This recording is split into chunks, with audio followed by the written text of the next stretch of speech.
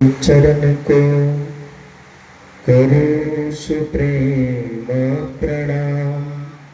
अशुभ हरन मंगल करन धनी श्रीदेव चंद्र जिना। श्री प्राणनाथ निज मूलपति श्री महराज सुना। तेज कुंवर श्यामा युगल को पल पल करो प्रणाम।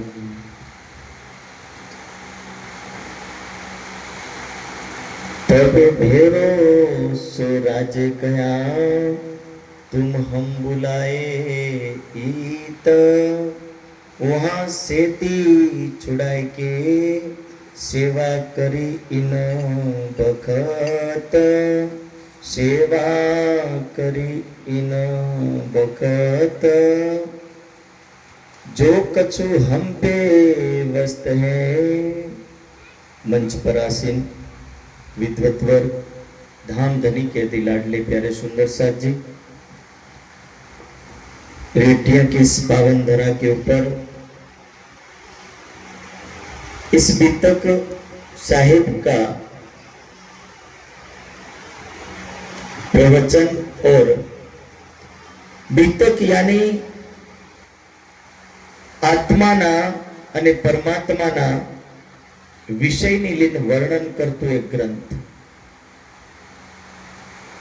નિજાનંદ સંપ્રદાયની અંદર બીતકનો તાત્પર્ય કે જે સમયમાં આ દુનિયા નહીં બની હતી ને આ આત્માઓ પરમધામની અંદર રાજ્ય મહારાજના ચરણોમાં બેસી મૂળ મિલાવામાં રહી અને એ આત્માએ આ સંસારનો ખેલ માંગ્યો ત્યાંથી લઈ અને બ્રજનો દિવસ રાસનો દિવસ ત્રીજો દિવસ મોહમ્મદ સાહેબનો ચોથો દિવસ સદગુરુ મહારાજ ધની શ્રી દેવચંદ્રજીનો અને પાંચમો દિવસ હક્કી સ્વરૂપ શ્રી પ્રાણ નાથજીનો અને છઠ્ઠો દિવસ સુંદર સાતમો દિવસ કયામતનો।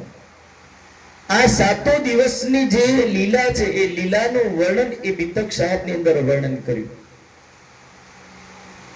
સાતો દિવસની અંદર આત્મા અને પરમાત્માની વચ્ચે જે પ્રેમ અને એનો જે સંબંધ અને રિશ્તો છે એના રિશ્તાનો એના સંબંધોનું આ જ્ઞાન આ ધર્મ ગ્રંથની અંદર વર્ણન કરેલું છે।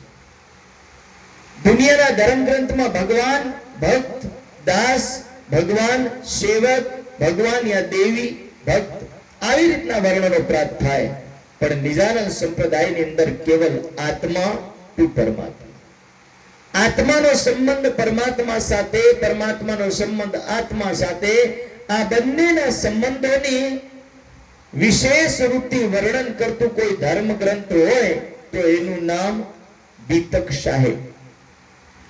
અને આ બીતક સાહેબનું વર્ણન એવી રીતે છે કે માન લો જેવી રીતે રામાયણની કહાની હોય ને રામાયણની કહાનીમાં જ્યારે ભગવાન શ્રી રામ અયોધ્યાથી નીકળ્યા અને અયોધ્યા પાછા વળીને આયા 14 વર્ષ વનવાસ ભોગ્યો રાવણની માર્યો અને રાવણને માર્યા પછી પાછા 14 વર્ષ પછી પાછા વળીને અયોધ્યામાં રાજ્ય સિંહાસન પર બેસ્યા। એ તે ટાઈમની તમામ ઘટનાઓને લઈ અને તમામ પ્રસંગોને લઈને શું કહેવામાં આવે રામાયણ।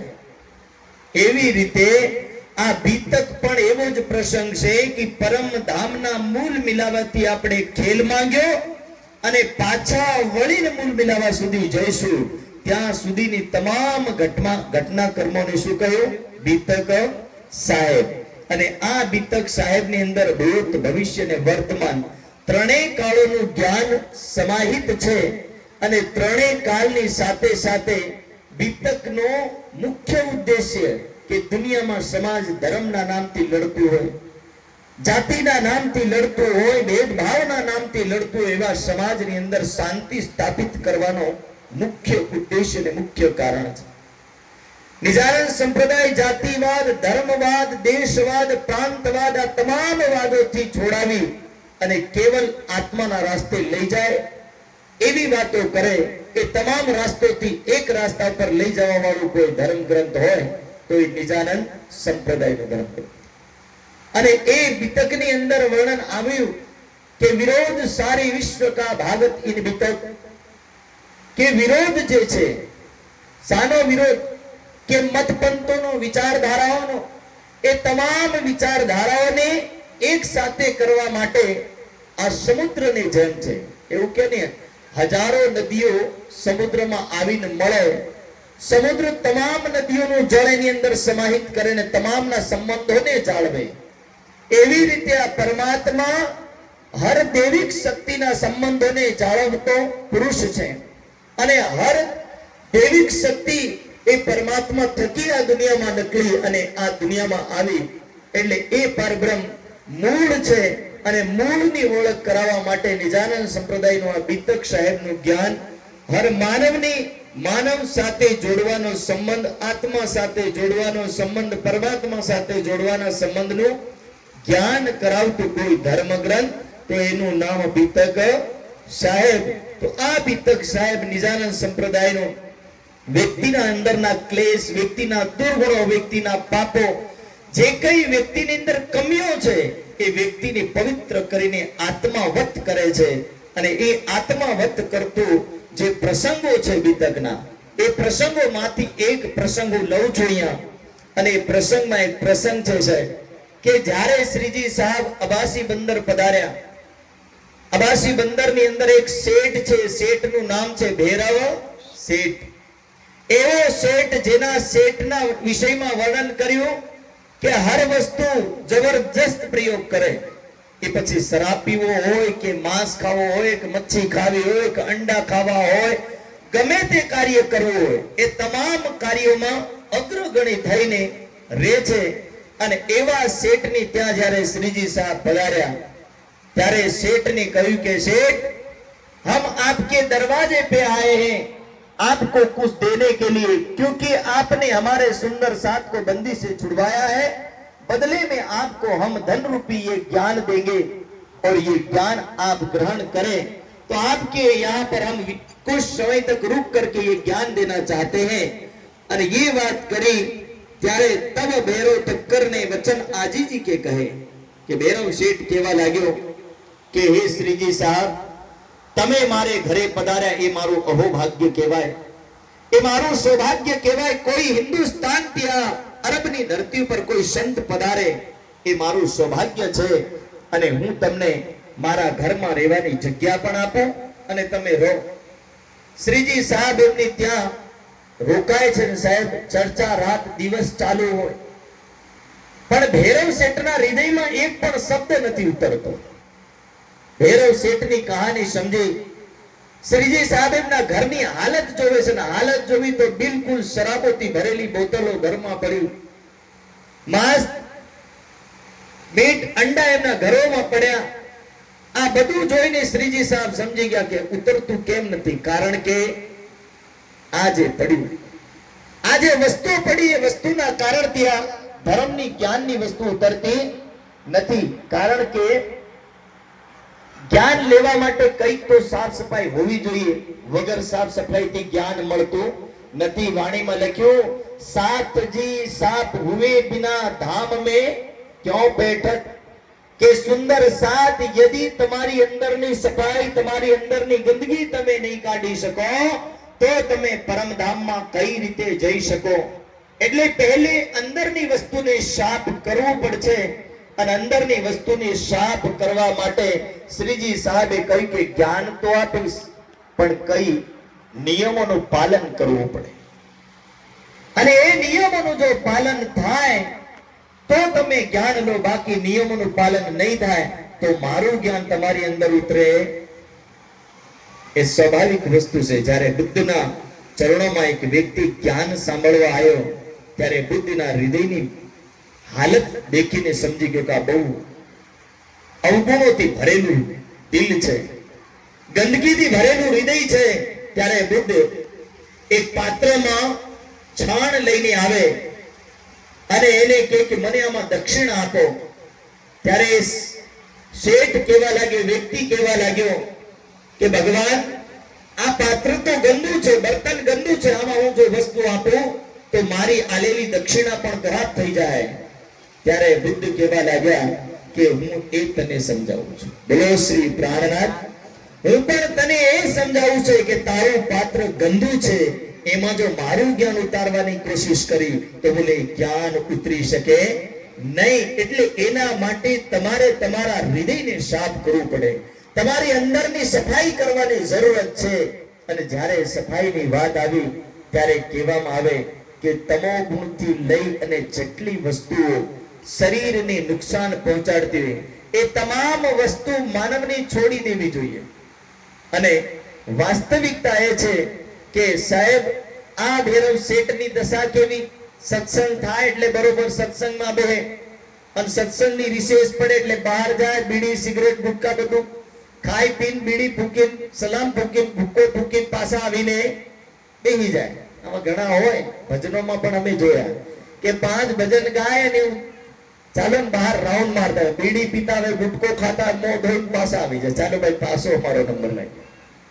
આવી ભક્તિ મનુષ્યને ખતરો ઉત્પન્ન કરી આપે કે માનવ તમોગુણી થાય છે. તંબાકુ માનવને તમોગુણ ઉત્પન્ન કરી આપે, અને જ્યારે તમોગુણ ઉત્પન્ન થાય ત્યારે માનવની અંદર આ તમોગુણ એની ભક્તિ કરવા માટે રોકે છે. ભજન કોઈ બી ગાઈ શકે, પણ આધ્યાત્મિકતાની ગહેરાઈઓમાં ઉતરવા માટે તમોગુણને છોડવું પડે. અને એટલા માટે આ ભૈરવ શેઠની એ જ દશા.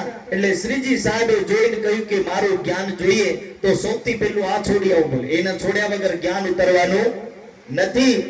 અને એ કહ્યું 1 મહિના કી મુદત. ટાઈમ કેટલો માંગ્યો? 1 મહિનો. કે 1 મહિના સુધી તમે છોડીને જોવો. યદિ 1 મહિનામાં જો તમારી અંદર કઈ તમને ભક્તિનો રસ નહીં ઉતર્યો, કદાચ પરમાત્માનું દર્શન નહીં થયું, તો હું મારું જ્ઞાન અહીંયાથી બંધ કરીને ઘરે જતો રહી અને તમે તમારું જે કઈ કર્મ છે એ કરતા રેજો. આવી રીતના શબ્દ કયા.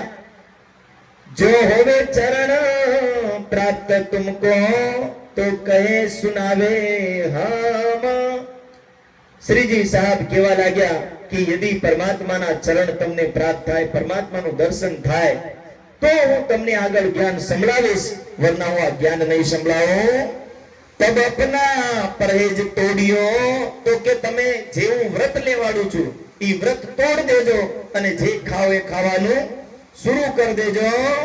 हम जावे अपने घरो तुम रहो मगन माया में.